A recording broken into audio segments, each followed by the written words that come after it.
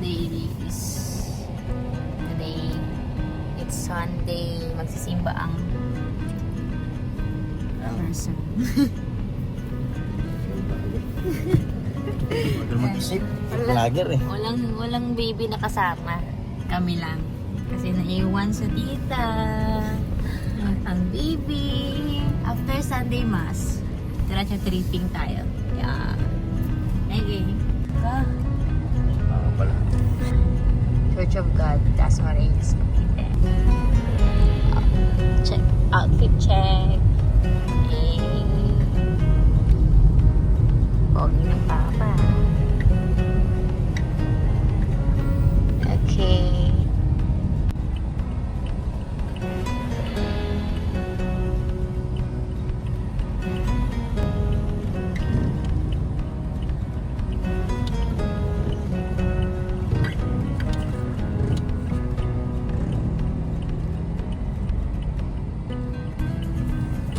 Church of God. That's Church of God. That's Marinas.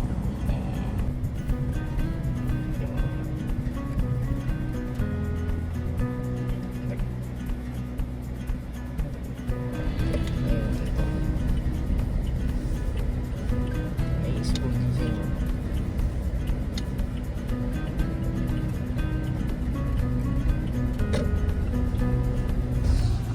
Mami Errol. Is that you? Is that you? Silang oh. Is that you? Okay. Why are you there? Why are you here?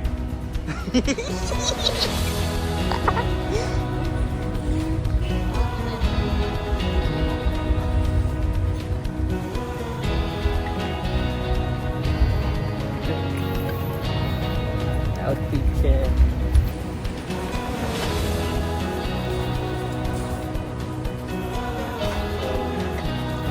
Hey.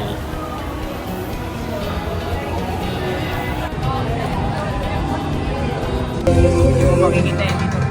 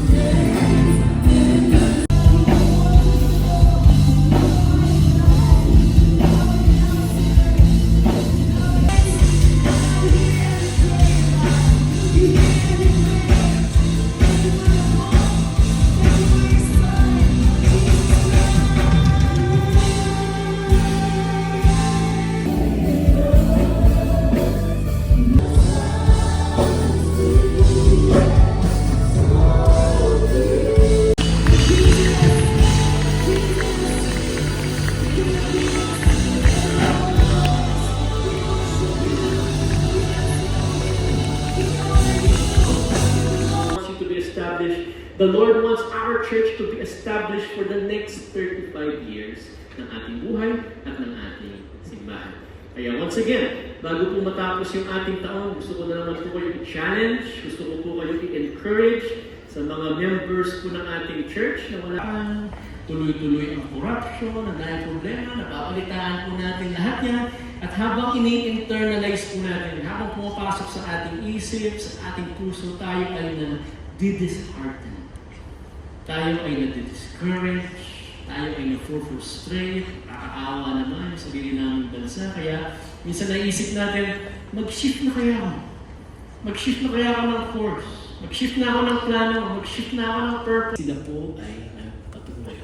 At alam mo po, yan po yung ginawa po sa mga day work. In spite sa mga pagkakamali natin, Jesus still loves you today. Amen mo ba yan? Sige ba pala naman natin si Lord? Ay, mahal ko pala ng aming Panginoon. Kaya pag-iisipin natin yan, sino po dito naka-experience ng pagmamahal ng Panginoon sa kanyang buhay? Lahat po tayo, we experience the love of Jesus. How great, how wide, how deep, how amazing is Christ's love. At kapag yan ay nararamdaman natin ngayon, na-realize natin ngayon, na-internalize natin, grabe yung pagmamahal ni Lord. Siguro inisip natin, paano ba ako makakabawi? Sa lahat ng kamalian kung nagawa, kamalian natin ginawa. Para tayo makakabawi ano po this Christmas, ito yung pwede natin iregalo para sa ating Panginoong Diyos. Na tayo po ay magiging unwavering sa ating commitment, unwavering sa ating faith, unwavering sa pag-decide natin to say yes and amen to the Lord. Para saan? To show God, to let Him feel, to let Him experience.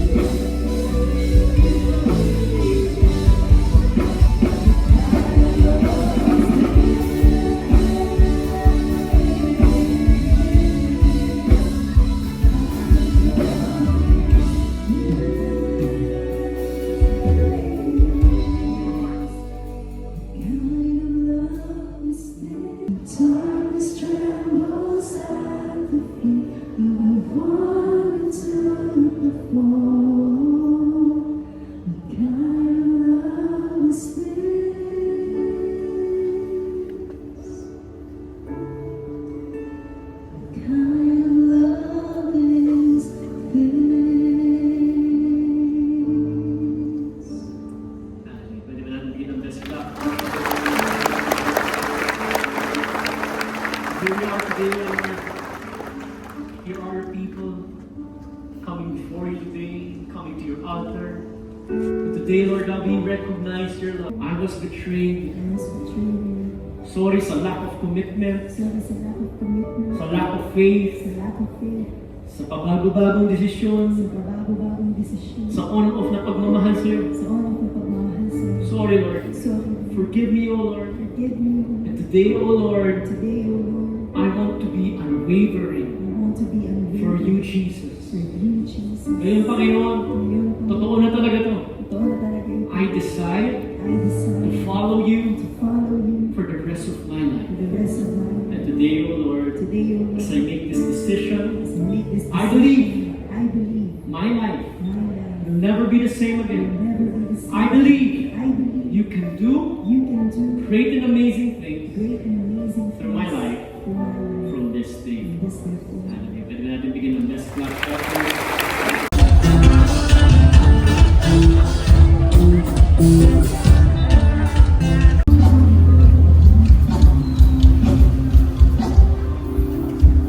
Sasakyan agad.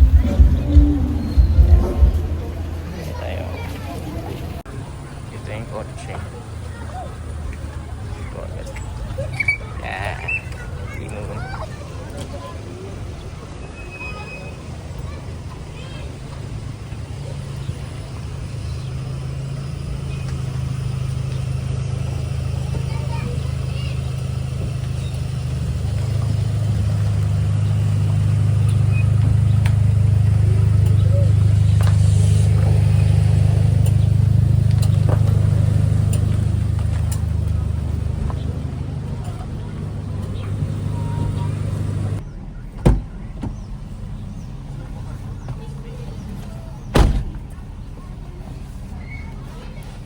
Okay ka na?